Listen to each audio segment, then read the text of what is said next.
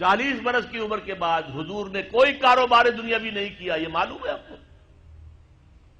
بہت بڑے تاجر تھے، ایکسپورٹ امپورٹ کا بزنس، شام قافلہ لے کر جا رہے ہیں، وہاں سے قافلہ لے کر آ رہے ہیں، یمن قافلہ لے کر جا رہے ہیں، یمن سے واپس آ رہے ہیں، الخبر کے علاقے کے اندر لگتا تھا بہت بڑا تجارتی میلہ، وہاں جا رہے ہیں، واپس آ رہے ہیں۔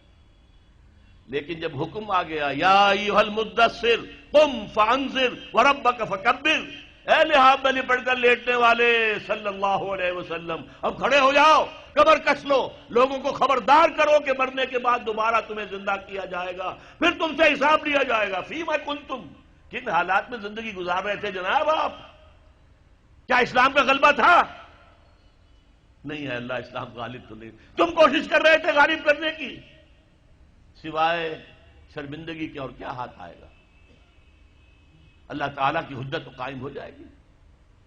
میرے نبی کی ہڈیاں ٹوٹیں، میرے نبی کے دانت شہید ہوئے، میرے نبی کا جسم لہو لہان ہوا، میرے نبی کے چہرے کے اوپر تلوار کا وار پڑا جس سے 2 دندان آپ کے شہید ہوئے، اور خود جو پیدا ہوا تھا اس کی 2 کڑیاں گھس گئی رخسار مبارک کی اس ہڈی کے اندر۔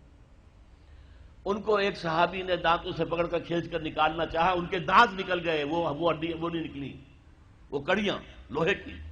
پھر جیسے بھی کر کے نکالا گیا تو خون کا فوارہ چھوٹا ہے، اتنا خون گیا کہ آپ بے ہوش ہو کر گر گئے، اور خبر مشہور ہو گئی کہ حضور کا انتقال ہو گیا۔ یہ ساری تکلیفیں کس لیے اٹھائی تھی حضور نے؟ کیا حضور کو اچھا نہیں لگتا تھا کہ اچھا بھلا گھر ہو، کھلی فضا ہو، اچھا خوبصورت ماحول ہو، بچے ہوں اور ہر طرح کی آسائشیں ہوں؟ کس کو پسند نہیں؟ یہ صحابہ کرام کیا کر رہے تھے؟ فاقے کر رہے ہیں، فاقے پر فاقہ کر رہے ہیں۔ غزوہ خندق میں حکم ہو گیا مشورے کے بعد کہ خندق کھود دی جائے، دفاع کی ایک ہی شکل ہے۔ اب سردی کا موسم ہے شدید، کئی وقت کا فاقہ ہے، پیٹوں پر اپنے پتھر باندھ رکھے ہیں اپنی چادروں کے ساتھ کس کر کہ پیٹ دورا نہ ہو جائے، کمر دوری نہ ہو جائے۔ حضور کے پاس آ کر شکوہ کیا ہے، شکایت کی ہے، اللہ کے رسول اب یہ بھوک ہم سے برداشت نہیں ہو رہی، دیکھیے ہم نے اپنے پیٹوں کے اوپر اپنے کرتے اٹھا کر دکھایا، ہم نے پتھر باندھے ہوئے، آپ نے اپنا کرتا مبارک اٹھا کر دکھایا، 2 پتھر بندھے ہوئے۔ اور اس وقت پھر جب خندق کھد رہی تھی تو صحابہ کرام آواز میں آواز ملا کر کہہ رہے تھے نحن الذین بایعوا محمدا علی الجہاد ما بقینا ابدا، ہم وہ لوگ ہیں جنہوں نے محمد سے بیعت کی ہے جہاد کی صلی اللہ علیہ وسلم، فدا ہو آباؤنا و امہاتنا، اب یہ جہاد جاری رہے گا جب تک کہ ہمارے جان میں جان ہے، جب تک جسم میں زندگی ہے، یہ جہاد جاری رہے گا۔ یہ ہے اسلام، یہ شہادت گاہ الفت میں قدم رکھنا ہے۔ لوگ آسان سمجھتے ہیں مسلمان ہونا، مسلمان تھے صحابہ کرام رضوان اللہ تعالی علیہ مجمعین، جیسے انہوں نے آپ کو وہ جو ایک شعر ہے اکبر الہ آبادی کا، تو خاک میں مل اور آگ میں جل، جب خشت بنے تب کام چلے، تو باقاعدہ انگاروں پر لوٹے ہیں۔ آپ کو معلوم ہے حضرت خباب بن الارت رضی اللہ تعالی عنہ کو بلایا گیا، آؤ، آ گئے، ان کی نگاہوں کے سامنے دہکتے ہوئے انگارے زمین پر بچھائے گئے، اتار دو کرتا، اتار دیا، لیٹو ان کے اوپر، لیٹ گئے۔ اب جب ان پہ انگاروں پر لیٹے ہوئے تھے تو کھال جلی پیٹھ کی، اور پیٹھ پر چربی ہوتی ہے، چربی پگھلی، اس سے وہ انگارے ٹھنڈے ہوئے۔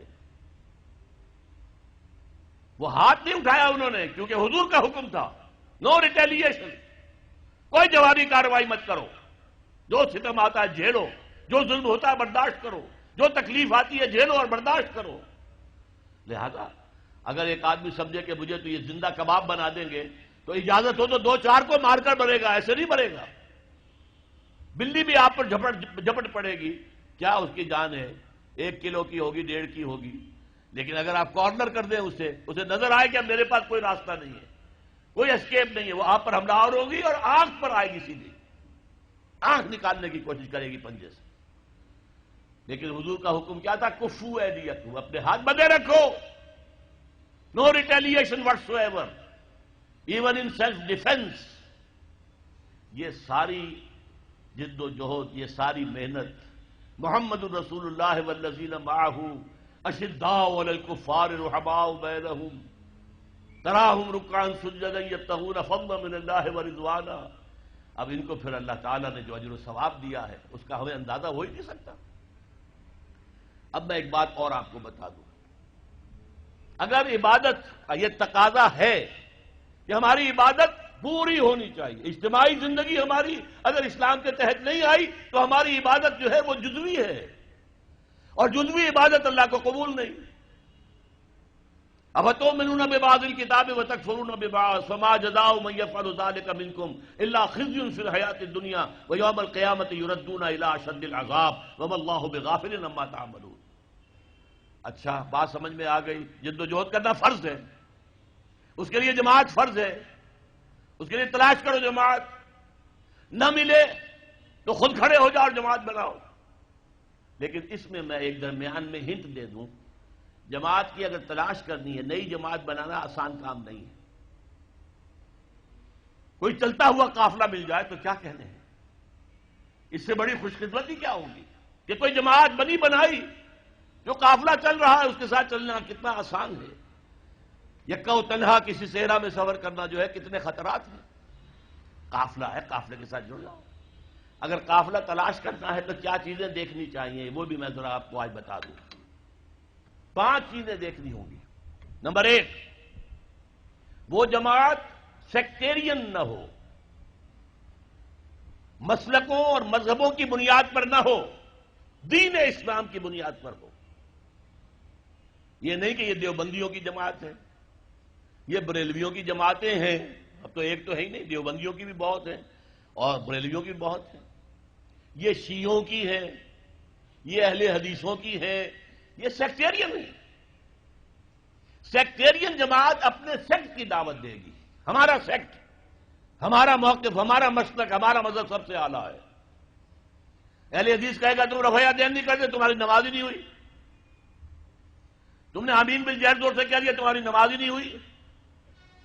نہیں، جو جماعت جس کا ذکر میں کر رہا ہوں وہ اس سے بالا ہونی چاہیے. بھائی تم حنفی ہو، حنفی طریقے پر نماز پڑھو. اہل حدیث ہو، اہل حدیث طریقے پر نماز پڑھو. کیا فرق ہے؟ کچھ نہیں. شیعہ ہو، شیعہ کے طریقے پر نماز پڑھو. دین پر متحد ہو جاؤ. دین ایک ہے، اسلام ایک ہے. تو پہلا فرق جو چیز ہے کہ وہ نان سیکٹیرین جماعت ہونی چاہیے. نمبر 2، اس کا ڈکلیئرڈ گول ہونا چاہیے کہ ہمارا کام ہے نظام بدلنا. ورنہ نیکی کے کام تو اور بھی بہت سے ہیں. آپ کوئی مدرسہ کھول دیں، ناظرہ قرآن پڑھانے کا، یہ بھی نیکی کا کام ہے.